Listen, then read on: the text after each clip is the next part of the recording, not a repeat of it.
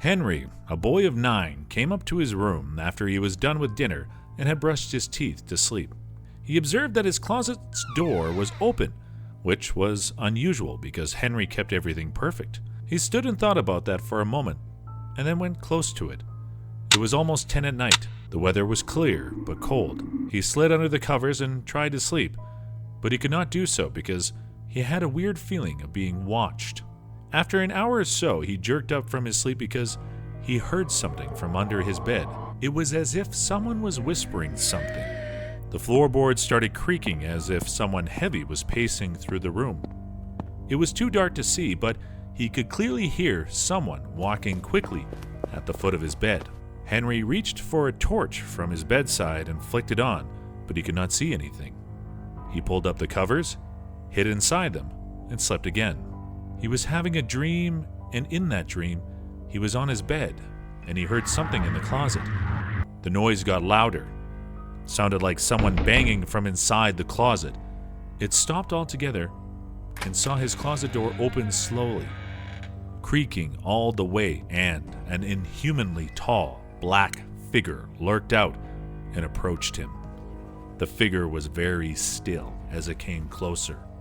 Henry felt the room get colder and darker. In a blink of an eye, it came very close to him. It leaned towards him and hovered on top of him for a moment, and then slowly went in the corner by the door and stood there. All that Henry could see was the tall figure standing there watching him. He wanted to move and run, but he could not even move an inch. He felt like his whole body was paralyzed, and he suddenly woke up, covered in sweat, breathing loudly, his heart racing. He saw that the figure was still in the corner. It started moving towards him.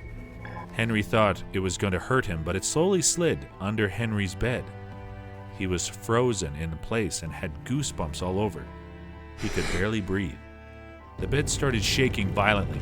He got up and ran towards the door, but he fell face down because something had a hold of his ankle. He screamed for help as he was being dragged back. He looked back and saw pitch black, long hands had hold of him. He struggled to get free, but all in vain. The next morning, Henry's parents came in the room and found him dead under the bed. The floor had scratch marks from his nails beside the bed. The closet door was still open. The cops could not figure out how Henry had died.